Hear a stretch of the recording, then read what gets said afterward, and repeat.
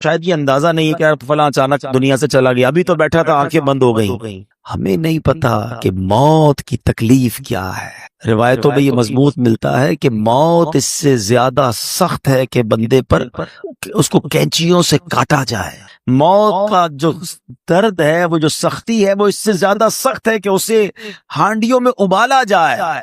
موت کی سختی بڑی خطرناک ہے۔ نصیب والے ہوتے ہیں کہ جن کی موت آسانی سے آ جائے، روح جو ہے وہ آسانی سے قبض کر لی جائے۔ نزا کا جو وقت ہے نا، سکرات کا جو عالم ہے، ہم اللہ سے دعا کرتے ہیں محبوب پاک علیہ الصلوۃ والسلام کے جلووں میں عافیت والی ہمیں موت نصیب فرمائے۔ حدیث پاک میں ہے جسے موت کی یاد خوف زدہ کرتی ہے، قبر اس کے لیے جنت کا باغ بن جائے گی۔ ہاں، اکیلے میں بھی یاد کر کے آنسو بہایا کرو، موت کو یاد کیا کرو، کیونکہ یہ جو خوف ہے نا، یہ قبر کے عذاب سے بچا لے گا، یہ قبر کے خوف سے بچا لے گا۔ جو ادھر بے خوف ہے، کہیں ایسا نہ ہو قبر میں خوف زدہ ہو جائے، قبر میں عذاب میں گرفتار ہو جائے۔ بارگاہ رسالت میں عرض کی گئی، یا رسول اللہ صلی اللہ تعالی علیہ وسلم، کیا کسی کو شہداء کے ساتھ بھی اٹھایا جائے گا؟ کیسا سوال! شہید کا کیا مرتبہ؟ آقا نے فرمایا ہاں، اس کو جو دن رات میں 20 مرتبہ موت کو یاد کرتا۔ یہ ترغیب ہے، ایسے نہیں دعوت اسلامی والے موت کی بات کرتے، تو حدیثوں میں ہے جو دن میں 20 بار موت کو یاد کرے، فرمایا اس کو شہیدوں کے ساتھ اٹھایا جائے۔ حضرت انس بن مالک رضی اللہ عنہ سے روایت ہے، سرکار دو عالم صلی اللہ تعالی علیہ وسلم نے فرمایا موت کو کثرت سے یاد کیا کرو، کیونکہ وہ گناہوں کو زائل کرتی ہے اور دنیا سے بے رغبتی پیدا کرتی ہے۔ حضرت سفیان ثوری فرماتے ہیں ہمیں ایک بزرگ نے یہ بات بتائی کہ حضور انور صلی اللہ تعالی علیہ وسلم نے ایک شخص کو وصیت کی کہ تم موت کو کثرت سے یاد کیا کرو، وہ تمہیں دوسرے غموں سے آزاد کر دے، اور غموں سے بچنا ہے نا تو موت کو یاد کیا کرو۔ حضرت دقاق رحمت اللہ تعالی علیہ فرماتے ہیں جو موت کو کثرت سے یاد کرتا ہے، 3 باتوں کے ذریعے اسے عزت دی جاتی ہے، رسپیکٹ پاتا ہے۔ غور سے سنو، فرمایا اسے توبہ کی جلد توفیق ملتی ہے۔ موت یاد ہوگی تو بندہ توبہ کرے گا نا کہ یار مر جاؤں گا، توبہ کر لوں۔ دوسرا، اسے قناعت کی دولت مل جاتی ہے، تھوڑے پیسوں میں بھی خوش رہتا ہے، زیادہ حل بھی مزید نہیں ہوتا کہ یار مرنا ہے اب اور کیا کروں گا، اور نہ یہ بھی آ جائے وہ بھی آ جائے، اس کا بھی چھین لوں، اس کا بھی لوٹ لوں۔ وہ قناعت کی توفیق مل جاتی ہے کیونکہ موت یاد ہوتی ہے۔ تیسری بات فرمائی عبادت میں چستی نصیب ہوتی ہے۔ فرض پڑھ کر بھاگنے کا جی چاہ رہا ہے، یار آج سنتیں نہیں پڑھتا، یار موت آنے والی ہے، سنتیں پڑھ لے گا، چلو یار اب تو چلو، یار مرنا ہے نفل اور پڑھ لوں، مغرب ہے تو اوابین پڑھ لوں۔ تو یہ جو موت یاد ہوگی نا تو عبادت میں چستی نصیب ہوگی، تسبیح نکالے گا تو رکھنے کو جی نہیں چاہے گا، ایک اور پڑھ لیتا ہوں یار، ابھی کبھی بھی مر سکتا ہوں، یہ قبر میں کام آئے گا، قبر میں نور بن جائے گا۔ تو توبہ آسان، عبادت آسان اگر بندہ موت یاد رکھے۔ اور فرمایا کہ جو موت کو بھلا دیتا ہے وہ اپوزٹ اس کی 3 باتوں میں گرفتار کر دیا جاتا ہے۔ توبہ میں تاخیر کرتا ہے، یار بعد میں کر لوں گا، ابھی تو جوانی ہے، ابھی تو شادی بھی نہیں ہوئی ہے، ابھی کیا توبہ کروں، مزے کر لوں پھر اللہ اللہ کروں گا۔ کیا جوان مرتے نہیں؟ شادی سے پہلے مرتے ہوئے نہیں دیکھا اپنے لوگوں کو؟ کبھی بھی جا سکتے ہیں۔ پھر فرمایا بقدر ضرورت رزق پر راضی نہ ہونا، اور پیسے چاہیے اور پیسے چاہیے، کیونکہ موت تو بھول چکا ہے، حرام کماتا ہے، رشوت لیتا ہے، سود لیتا ہے، موت تو یاد ہی نہیں ہے۔ اور تیسرا فرمایا عبادت میں بھی سستی ہو جاتی ہے، بعد میں پڑھ لوں گا، اگلے جمعے سے نماز پڑھوں گا، رمضان سے نماز پڑھوں گا، اس سے پہلے ہی مر گئے۔ تو سوچئے موت کو یاد کرنا بہت سارے فائدے لاتا ہے۔ حضرت کعب الاحبار رحمت اللہ تعالی علیہ فرماتے ہیں جو موت کو پہچان لیتا ہے اس پر دنیا کے غم و مصائب آسان ہو جاتے ہیں۔ اے میرے پیارے اسلامی بھائیوں، امام حسن بصری رحمت اللہ تعالی علیہ فرماتے ہیں نبی پاک نے صحابہ کرام سے پوچھا کیا تم سب جنت میں داخل ہونا چاہتے ہو؟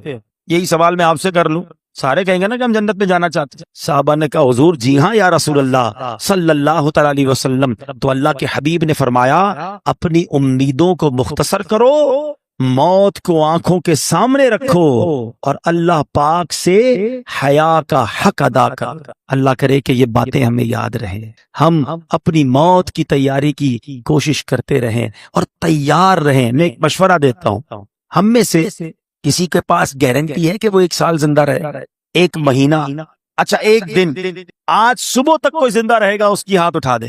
آگاہ اپنی موت سے کوئی بشر نہیں، سامان 100 برس کا ہے، پل کی خبر نہیں۔ اس کا مطلب ہمیں پتہ ہی نہیں کب مر جائیں، آج بھی مر سکتے ہیں نا، تیاری کب کرو گے؟ تیار رہنا پڑے گا، یعنی میں روزانہ ایسے جیوں کہ آج مر جاؤں پھر بھی اللہ راضی ہوگا، قبر جنت کا باغ بنے، ایسی لائف گزارنی ہے۔ تو ایسی لائف گزارنے کے لیے ہمیں اپنے شیڈول کو، اپنے لائف سٹائل کو بدلنا پڑے گا۔ اب ویسے بھی کراچی کے حالات ہمارے سامنے ہیں، ہمارے سامنے آئے دن پہ حادثہ ہوتا ہے، خبر آتی ہے، ویڈیو آتی ہے کہ نوجوان دنیا سے چلا گیا۔ اللہ ہماری حفاظت فرمائے، ہماری جان، مال، عزت، آبرو، آل اور اولاد سب کی حفاظت فرمائے۔ لیکن ڈاکوؤں سے بچ گئے، چوروں سے بچ گئے، مرنا پھر بھی ہے، ہاں موت سے نہیں بچ سکتے، تیاری کر لو نا۔ تو آؤ مل کر آخرت کی تیاری کر، یقین کریں دعوت اسلامی سے بہت ساری وجوہات کی وجہ سے پیار ہے، مگر ایک پیار کی وجہ یہ بھی ہے کہ یار یہ کمال کا ماحول ہے، ہمیں پکڑ پکڑ کر آخرت کی یاد دلاتا ہے۔ ہم غافل ہو جاتے ہیں، کبھی رائٹ ہو جاتے ہیں، کبھی لیفٹ ہو جاتے ہیں، یہ پھر ہمیں ٹریک پہ لاتا ہے کہ کدھر جا رہے ہو۔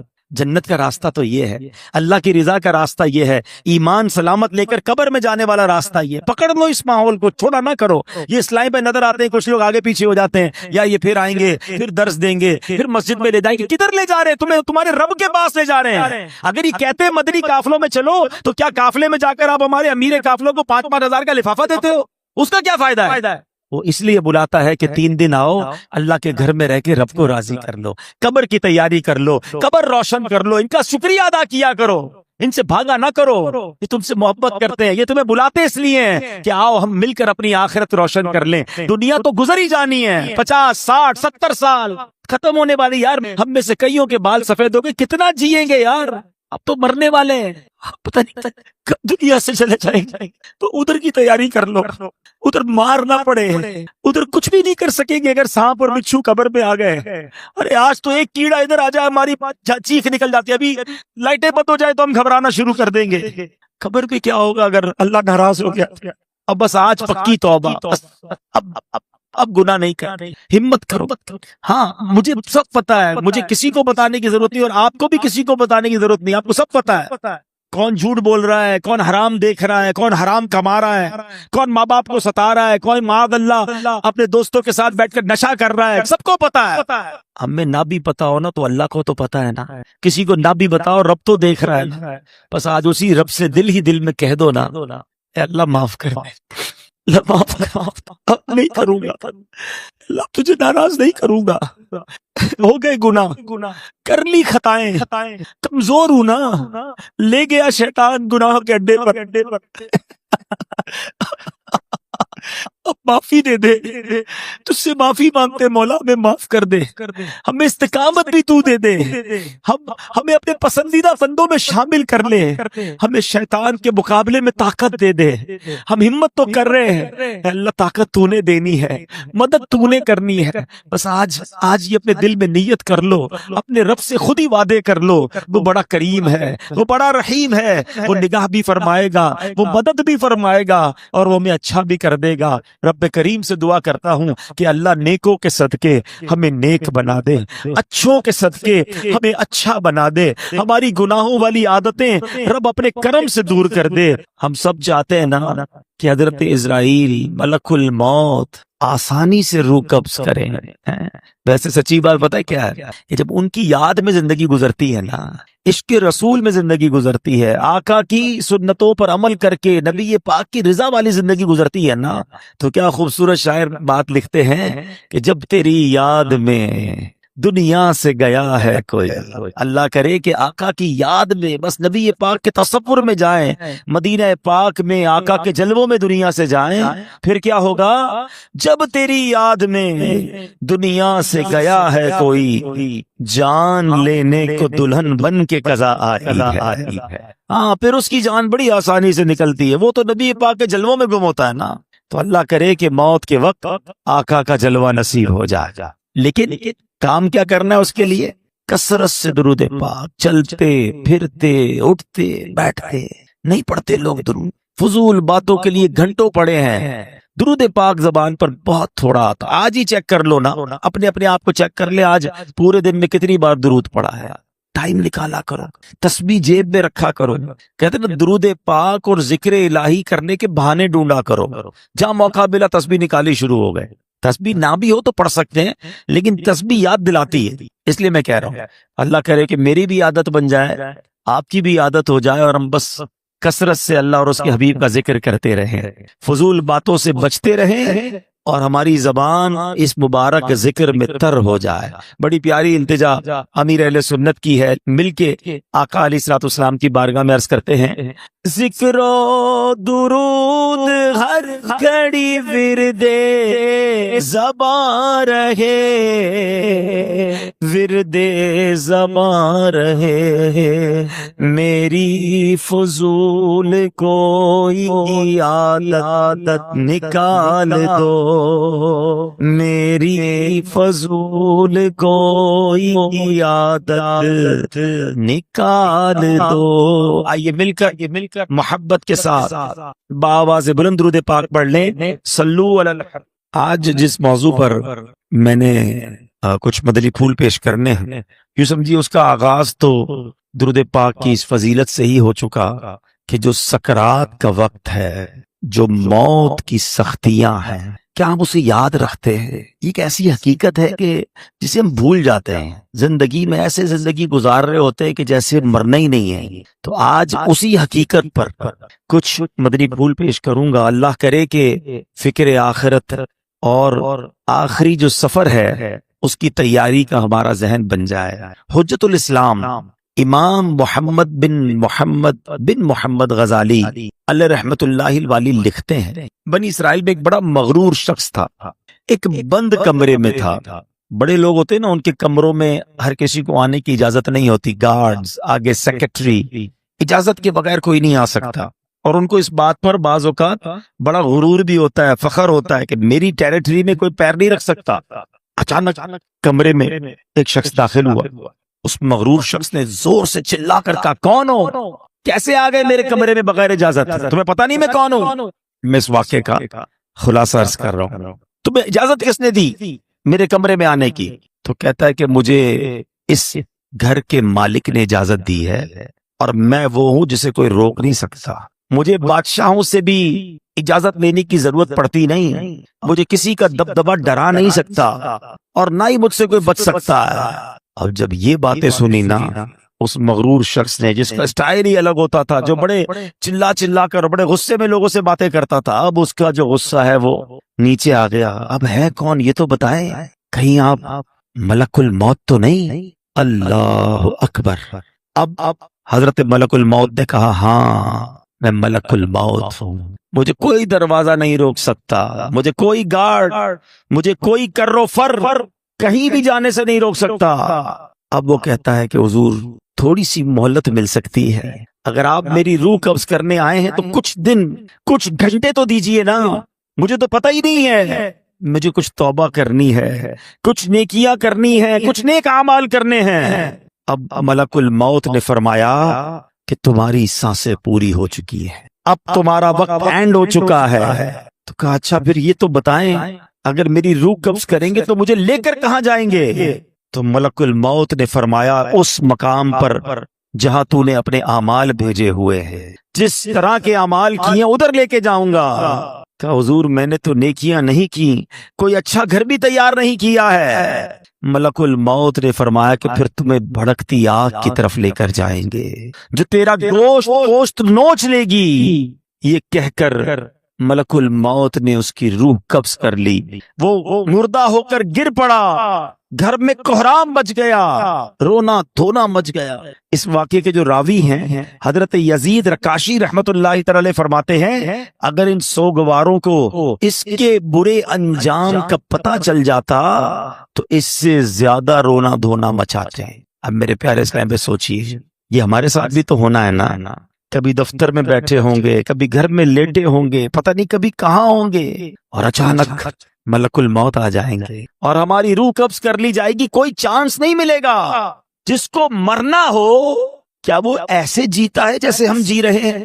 وہ شاعر لکھتے ہیں نا، جب اس بزم سے اٹھ گئے دوست اکثر اور اٹھتے چلے جا رہے ہیں برابر.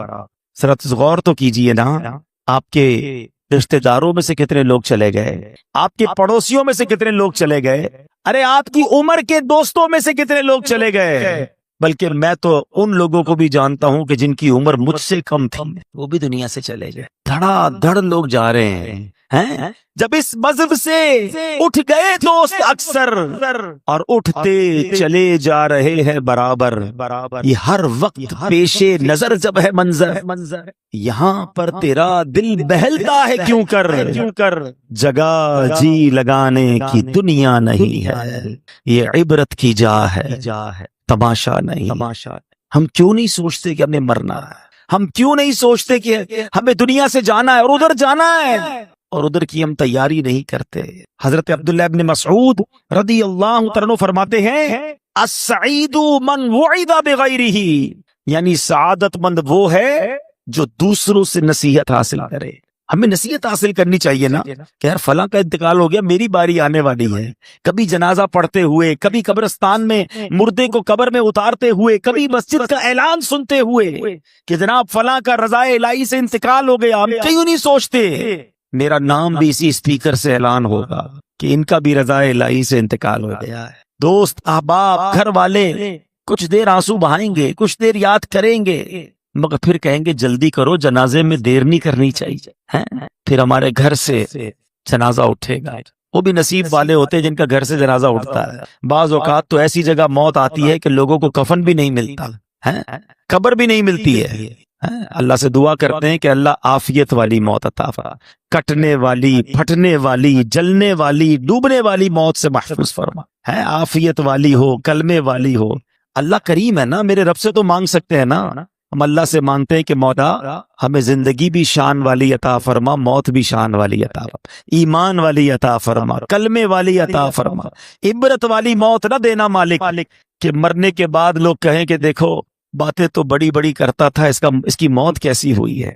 اللہ ایسی موت سے ہم سب کو محفوظ فرمائے، برے خاتمے سے بچائے۔ خدایا رے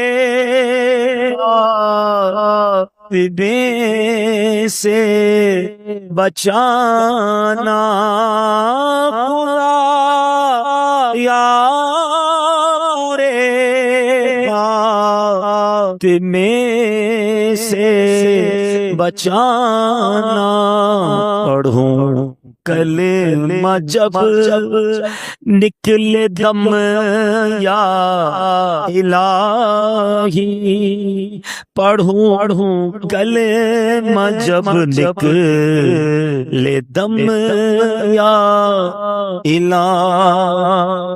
آج کل تو لوگ قبرستان میں جا کے ہنسی مذاق کر رہے ہوتے ہیں، قبرستان میں جا کر موبائل فون پہ کاروبار چل رہا ہوتا ہے، ادھر میت دفنائی جا رہی ہے، ادھر آپس میں دوست کل کی پلاننگ کر رہے ہوتے ہیں۔ قبرستان عبرت کی جگہ ہے، قبرستان میں ہنسنے والوں کا کیا حال ہوتا ہے، آؤ میں آپ کو ایک واقعہ سناتا ہوں۔ خواجہ خواجگان خواجہ غریب نواز، خواجہ معین الدین چشتی اجمیری، خواجہ غریب نواز نے ایک واقعہ سنایا کہ ایک مرتبہ میں اور شیخ اوحد کرمانی رحمت اللہ تعالی علیہ سفر پر تھے، ہماری ملاقات ایک بوڑھے میاں سے ہوئی، وہ بزرگ تھے اور یاد الہی میں انتہائی مشغول تھے۔ کہتے میں نے ایسا بندہ یاد الہی میں مشغول پہلے نہیں دیکھا تھا۔ میں نے ان سے سلام کیا، ہاتھ ملایا تو معلوم ہوا کہ ان کے ہاتھ پر تو گوشت ہی نہیں ہے، اتنا کمزور، اتنے دبلے پتلے تھے۔ تو خواجہ صاحب کہتے ہیں کہ میرے دل میں خیال آیا کہ یہ اتنے کمزور کیوں ہیں، اس سے پہلے کہ میں سوال کرتا وہ روشن ضمیر تھے، میرا سوال جان لیا۔ کہتے ہیں کہ میں ایک دن اپنے دوست کے ساتھ قبرستان گیا، تھوڑی دیر ہم قبر کے پاس بیٹھ گئے، آپس میں باتیں ہونے لگی جیسے دوستوں میں باتیں ہوتی ہیں۔ کہتے اتفاقاً ایسی بات ہوئی کہ مجھ سے کہہ کہا لگ گیا، زور سے ہنس پڑا۔ اسی وقت قبر سے آواز آئی، اے غافل، جس کو ایسا مقام درپیش ہو اسے ہنسی سے کیا کام۔ کہتے جو ہی میں نے وہ آواز سنی میں اٹھ کھڑا ہوا، جو دوست میرے ساتھ تھا میں نے اسے الوداع کہا، مسجد میں آ گیا، بیٹھ گیا، مجھ پر ہیبت طاری ہو گئی، قبر سے آواز آئی تھی نا۔ کہتے میں قبرستان میں ہنسا، مجھ پر ایسی غفلت آ گئی کہ میں قبر کے پاس جا کر ہنسنے لگا۔ کہتے مجھے اتنی شرمندگی محسوس ہوئی، وہ دن ہے اور آج کا دن ہے، 40 سال ہو گئے میں نے شرم کے مارے آسمان کی طرف منہ نہیں کیا ہے، اور میں اس بات سے ڈر رہا ہوں کہ قیامت کے روز اللہ کی بارگاہ میں کیسے منہ دکھاؤں گا، کیا منہ لے کر جاؤں گا۔ ایک صحابی رسول آئے، عرض کرتے ہیں حضور مجھے آخرت اور موت سے محبت نہیں، گھبراہٹ ہوتی ہے، اس کا ذکر کرنے میں مجھے مزہ نہیں آتا، دل نہیں لگتا آخرت کی بات کرنے میں. شاید ہم سارے ہی ایسے ہی ہیں، جب بھی موت اور قبر کی بات کرو گھبراہٹ شروع ہو جاتی ہے. کیا شاندار جواب دیا نبی پاک نے. حدیث پاک کا خلاصہ پیش کر رہا ہوں. فرمایا بندے کا دل ادھر لگتا ہے جدھر اس کا مال ہو. تم اپنا مال آگے بھیج دو، تمہارا دل بھی آخرت میں لگنا شروع ہو جائے گا. میں اس کو ایگزامپل کے ذریعے سمجھاتا ہوں. ہم کراچی میں رہتے ہیں، ٹھیک ہے، ایک بندے نے اپنے پیسے بھجوا دیے لاہور، وہاں دکان لے لی، فیکٹری لگا لی، گھر لگا لیا. اب زیادہ دل کہاں لگے گا؟ لاہور. جب دیکھو لاہور جائے گا، کیوں؟ پیسے ادھر ہیں، انویسٹمنٹ ادھر ہے. لوگوں نے پیسے دبئی میں لگائے ہوئے ہیں، دبئی جاتے رہتے ہیں کیونکہ مال ادھر ہے، دل بھی ادھر ہے، واپس بھی نہیں آتے. کیا شاندار جواب دیا، عقل مندوں کے لیے کمال جواب ہے یہ. اگر آخرت میں دل لگانا ہے نا تو بندہ کہ میرے پیسے ادھر ہیں بھائی، میں نے اپنا مال اللہ کی راہ میں صدقہ کیا ہوا، محل تیار ہے، مسجد بنا دی ہے اللہ کے کرم سے. کیونکہ حدیث پاک کا خلاصہ ہے، جو اللہ کے لیے مسجد بناتا ہے اللہ اس کے لیے جنت میں گھر بناتا ہے. خوش نصیب ہے وہ لوگ جو مسجد بناتے ہیں یا مسجد میں حصہ ملاتے ہیں. کچھ نہ کچھ پیسے آگے بھجوایا کرو، یہ اگلا اکاؤنٹ ہے ہمارا، جاتے کہیں نہیں ہے، ادھر سے نکل کر اس اکاؤنٹ میں جا رہے ہیں جدھر زیادہ گزارنی ہے زندگی. تو آقا نے کیا خوب بات فرمائی کہ اگر آخرت میں دل لگانا ہے نا تو اپنا مال ادھر بھیج دے، کیونکہ بندے کا دل مال کے ساتھ ہوتا ہے. جب مال ادھر ہوگا تیرا دل بھی ادھر ہی لگ جائے گا. تو یہ موت کی تیاری کا ایک طریقہ ہے.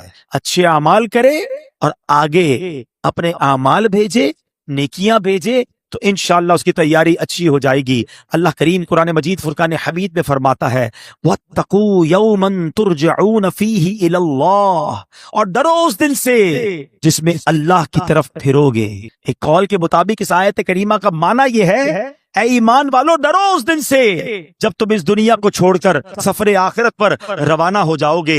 اے میرے پیارے اسلامی بھائیوں، اللہ کریم قرآن مجید میں فرماتا ہے وَلَا تَنْسَ نَصِيبَكَ مِنَ الدُّنْيَا، اور دنیا میں اپنا حصہ نہ بھول. اب کون سا حصہ ہے ہمارا دنیا میں؟ سنے اس آیت کی تفسیر میں علماء نے فرمایا اس سے مراد کفن ہے.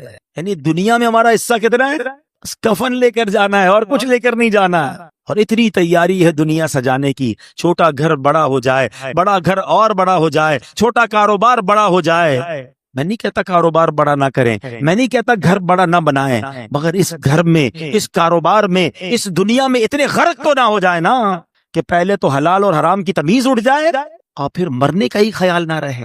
خدارا دیکھو ایک بات یاد رکھیں، ہمارے ساتھ ایسا نہیں ہے کہ ہمیں کوئی ٹائم الگ الگ دیا گیا ہے کہ بھائی یہ ٹائم دنیا کے لیے تیاری کر لو اور یہ والے ٹائم آخرت کی تیاری کر لینا. پھر تو ٹھیک ہے، ہم کہیں گے یار آخری 10 سال میں آخرت کی تیاری کر لوں گا. نہیں، اسی ٹائمنگز میں، اسی زندگی میں ہمیں دنیا بہتر کرنی ہے تو کریں، آخرت بھی بہتر کرنی ہے، کہیں رہ نہ جائے آخرت. شیطان کیا کہتا ہے؟ بس مولانا ابھی بھی ہو سکتا ہے میرا بیان چل رہا ہے نا تو کوئی کہہ رہا ہوگا کہ باتیں تو بڑی اچھی کر رہے ہیں، بس رمضان سے نماز شروع کر دوں گا، بس یہ اگلے سال میں یہ حرام کام چھوڑ دوں گا.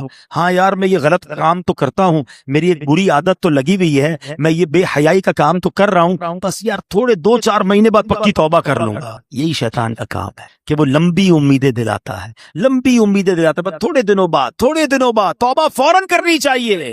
شیطان کیسا مردود ہے اور کیسے مرواتا ہے. مجھے بنی اسرائیل کا یہ پرانا کتابوں میں واقعہ لکھا وہ یاد آ گیا کہ 2 بھائی تھے، اوپر نیچے رہتے، فرسٹ فلور گراؤنڈ فلور والا بھائی بدکار، شرابی، کبابی، بے حیائی کے کام کرنے والے، اور اوپر والا بھائی تہجد گزار، قرآن پڑھنے والا، دین کا کام کرنے والا. شیطان بڑے بھائی کے پاس گیا اور اسے کہتا ہے کہ یار 40 سال ہو گئے تیری زندگی کو، کوئی مزہ نہیں کیا لائف میں، کوئی انجوائمنٹ نہیں، سارا دن ذکر تسبیح. میں نے اللہ پاک کی قدرت لوہے محفوظ پر دیکھ لیا ہے، تیری عمر 80 سال ہے، ایک کام کر 20 سال انجوائے کر، مزے کر، رنگ رلیاں منا لے، آخری 20 سال پھر توبہ کر کے عبادت کر لینا.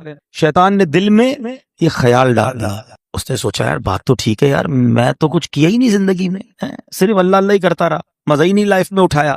نیچے ہی تو میرا بھائی ہے، روز عیاشیاں کرتا ہے، روز شرابیں پیتا ہے، روز بے حیائی کرتا ہے، کہیں اور جانے کی کیا ضرورت ہے، نیچے چلے جاتا ہوں بھائی کے پاس.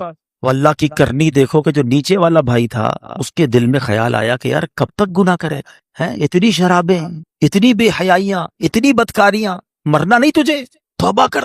دل میں خیال آیا، کہتا ایک میرا بھائی ہے اوپر، جب دیکھو عبادت ریاضت، چلو کہیں اور نہیں جاتا، اپنے نیک بھائی کے پاس جاتا، اس کے پاس جا کے اللہ سے معافی مانگتا ہوں. اللہ کی کرنی دیکھیں، یہ گناہگار اپنے کمرے سے نکلتا ہے اوپر جانے کے لیے اور وہ نیک اپنے کمرے سے نکلتا ہے نیچے آنے کے لیے. جب وہ سیڑھی پہ آتا ہے نا اوپر والا، اس کا پیر پھسلتا ہے، लुढ़कता हुआ नीचे वाले भाई पे गिरता है, दोनों भाई नीचे गिरते हैं, दोनों का इंतकाल हो जाता है। अब पता है फैसला क्या होता है?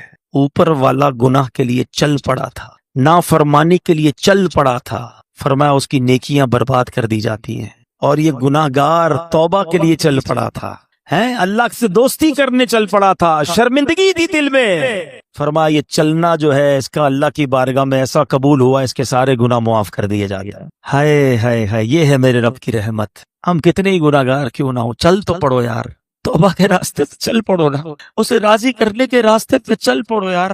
कब तक सोचते रहेंगे, कब तक नमाजें कज़ा करते रहेंगे, कब तक झूठ बोलते रहेंगे, कब तक हराम कमाते रहोगे, कब तक माँ बाप को सताते रहोगे, कब तक जुआ खेलते रहेंगे, कब तक शराब और बेहयाई के काम करते रहोगे।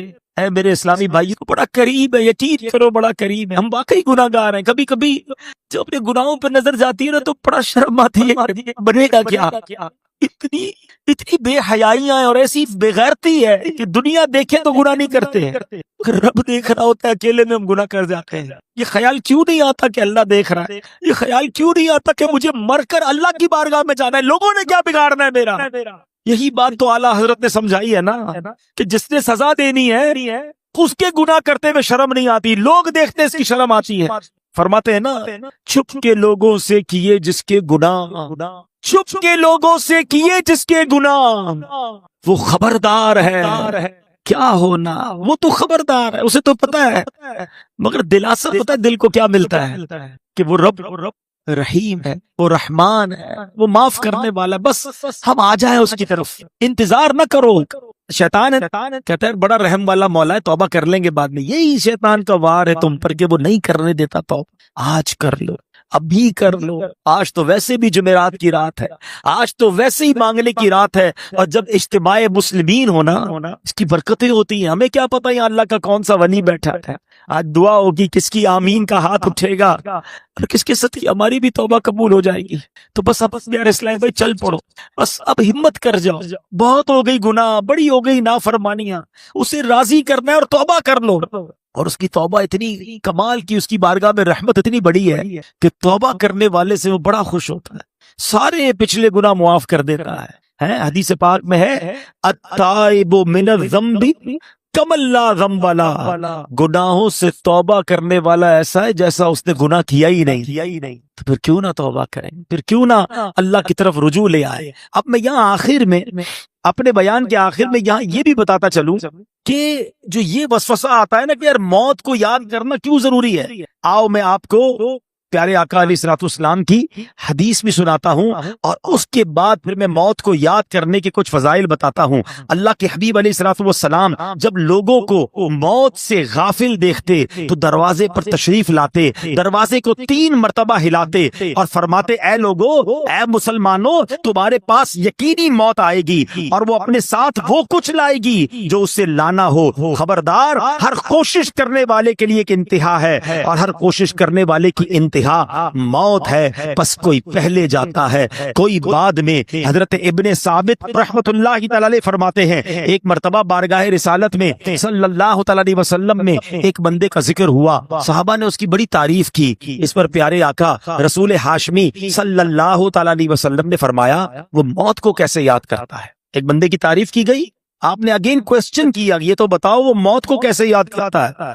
अर्ज की गई, हुजूर उसे कभी मौत का जिक्र करते हुए सुना नहीं गया। आका अलैहिस्सलाम ने फरमाया, फिर वो ऐसा नहीं है जैसा तुम कह रहे हो। यानी बंदा अच्छा वो है जो मौत को याद करता है। ऐ मेरे प्यारे इस्लामी भाई, कब्रिस्तान इबरत की जगह है, मजाक मस्ती और दुनियावी बातें करने की जगह नहीं है। आपको पता है कि सैयदना उस्मान गनी रदी अल्लाह तआला अशराए मुबश्शरा में से हैं, ज़ुन्नूरैन हैं, और 2 बार नबी पाक से जन्नत खरीदी है। ऐसी अजीम हस्ती हैं। मगर जब आप कब्रिस्तान जाते थे ना, आप इतना रोते थे कि आपकी दाढ़ी आंसुओं से तर हो जाती। लोग कहते हैं आप इतना क्यों रोते हैं। आपके सामने कभी हशर की बात भी होती है, जहन्नम का जिक्र भी होता है, आप इतना नहीं रोते। कब्र की बात होती है या आप कब्रिस्तान जाते रोना शुरू कर देते हैं। कितनी कमाल की बात की आपने फरमाया कब्र ही पहली मंजिल है। जो पहली मंजिल में कामयाब हो गया ना, वो आगे भी कामयाब हो गया। जो इधर ही पकड़ा गया फिर आगे और मुश्किल है ना। फर्स्ट एंट्री टेस्ट है, समझ लो। ہیں؟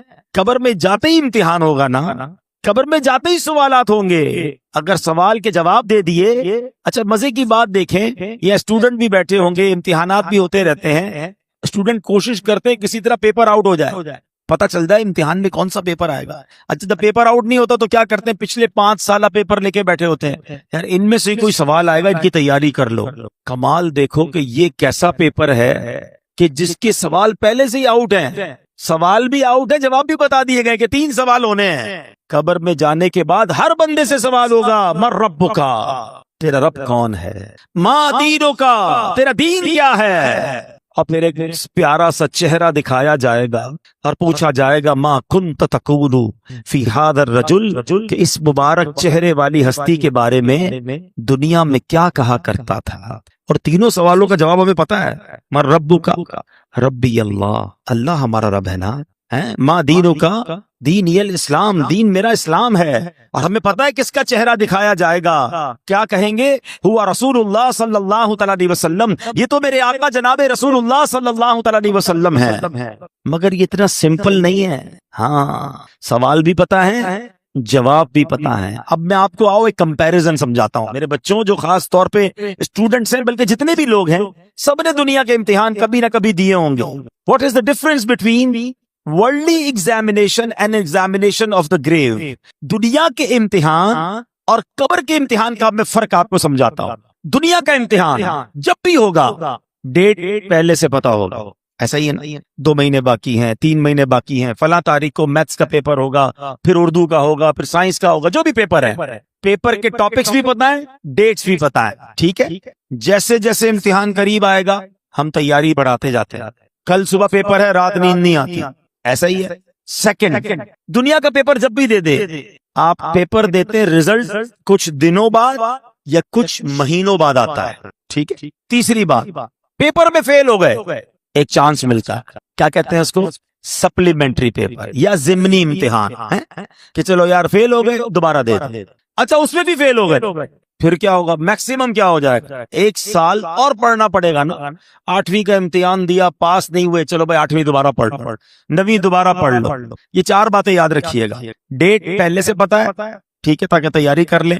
سیکنڈ، امتحان کے بعد رزلٹ کافی دنوں بعد آتا ہے، اور ایک آدھا پیپر، ایک آدھا سوال رہ گیا تو سپلیمنٹری کا موقع ہے. چوتھا، اگر فیل ہی ہو گئے تو پھر کیا ہوگا، آپ کو 1 سال پڑھنا پڑے گا. ایک 5واں بھی مسئلہ ہے جو آج کل زیادہ ہے، کہ دنیا کے امتحان میں تھوڑے پیسے دے کر، تھوڑی رشوت دے کر، معاذ اللہ، یہ چیٹنگ کر کے بھی لوگ پاس ہو جاتے ہیں.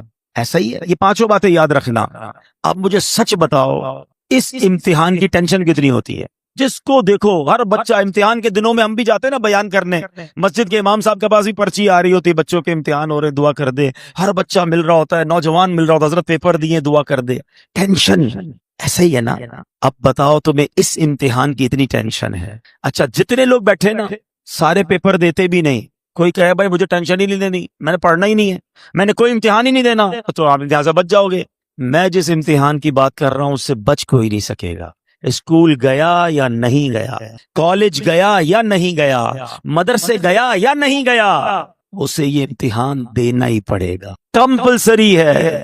دوسری بات، ڈیٹ تو پتہ ہی نہیں ہے، ہو سکتا ہے 10 سال بعد ہونا ہو، اور ہو سکتا ہے آج رات ہی ہونا ہو. یہ بھی تو ہو سکتا ہے نا کہ میں اور آپ میں سے کوئی ایسا بھی یہاں بیٹھا ہو جس نے گھر نہیں جانا اٹھ کر، ہو سکتا ہے یہی موت آ جائے اور آج رات اس کی قبر میں گزرے اور آج رات ہی امتحان دینا پڑے. مجھے سچ بتاؤ، جس امتحان کی ڈیٹ تمہیں 4 مہینے پہلے ملتی ہے، تم ٹیوشن لیتے ہو، تم جناب گیسٹ پیپر لیتے ہو، اس کی تیاری میں لگ جاتے ہو. میں جس امتحان کی بات کر رہا ہوں اس کا تو پتہ ہی نہیں کب ہو جائے.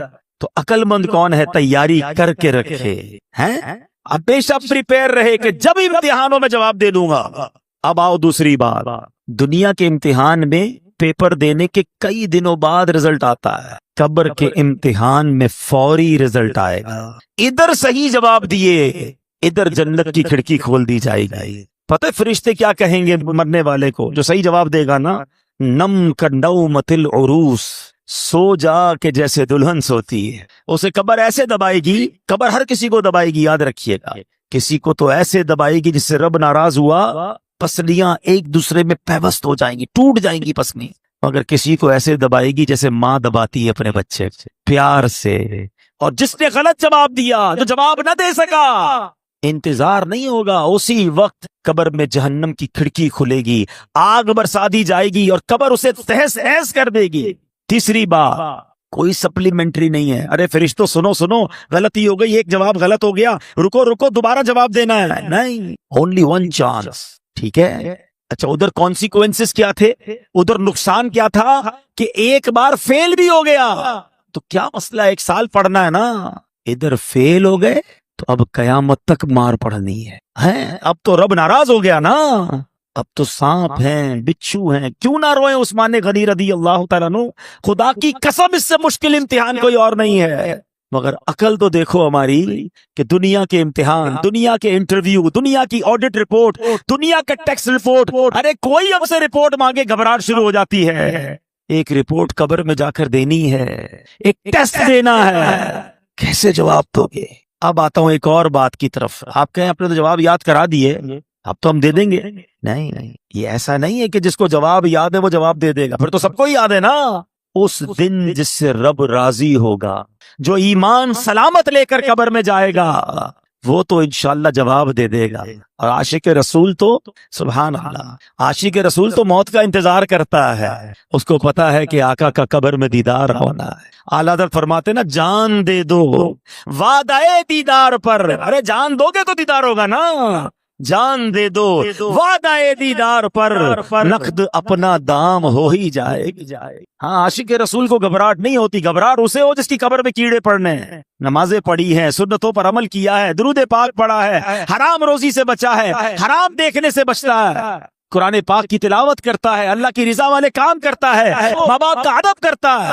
इंशाअल्लाह उसकी कब्र तो नूर नला नूर होनी है, उसको तो दुनिया से ज्यादा राहत कब्र में मिलेगी, जन्नत की खिड़की खुल जाएगी, जन्नत की नेमतें नसीब हो जाएंगी। आशिक रसूल की तो कहते हैं ना, उसकी तर्जमानी शायर करते हैं कि वो तो जब आका कब्र में आएंगे ना, तो जब पूछेंगे फरिश्ते कि ये कौन है, तो क्या कहेंगे, मेरा तीनों ईमान फरिश्ते जो पूछे तुम्हारी जानिब, इशारा करूं मैं तुम्हारी जानिब, इशारा करूं। हम तो आका का इंतजार, जो आशिक रसूल है ना, वो तो फरिश्तों से कहेगा, फरिश्तों से कहेगा ऐसी जल्दी भी ना करो, मैं तो आका के दीदार तो करने दो, ऐसी जल्दी भी क्या, आज की रात है, कब्र में सरकार तशरीफ लाएं तो मैं कदमों में गिरूं, घर फरिश्ते भी उठाएं तो मैं उनसे यूं कहूं कि अब तो पाए नाज से मैं ऐ फरिश्तों की उठूं, मर के पहुंचा हूं यहाँ इस दिलरुबा के पास। आशिक रसूल के बारे नहीं आ रहे होंगे, मगर सिर्फ नारे लगाने वाला नहीं है, सिर्फ नियाजी नहीं नमाजी भी हो, सिर्फ नारे लगाने वाला नहीं सुन्नतों पर अमल करने वाला भी हो, हराम चीजों से बचने वाला हो। और जिससे रब नाराज हो गया ना, हाँ यकीन करें, हमें अंदाजा ही नहीं कि ईमान सलामत लेकर जाना ये कितनी बड़ी चीज है। बड़े बड़े बुजुर्गाने दीन रोया करते थे, तड़पा करते थे, घबराते थे। शेख अहमद सेविस्तानी रहमतुल्लाहि तआला अलैह मौत और कब्र आखिरत से मुतालिक बहुत फिक्रमंद रहते थे। जब भी उनके सामने मौत का जिक्र होता, कब्र की बात होती, घबरा जाते, हैबत तारी हो जाती, बदन कांपने लगता, इतना रोते कि उनको देखकर लोग रोने लग जाते। और फिर फरमाते, ए अजीजों, जिसे मौत आनी है, जिसके पीछे मलकुल मौत है, जिसने कयामत जैसा हौलनाक दिन देखना है, उससे नींद और हंसी से क्या वास्ता?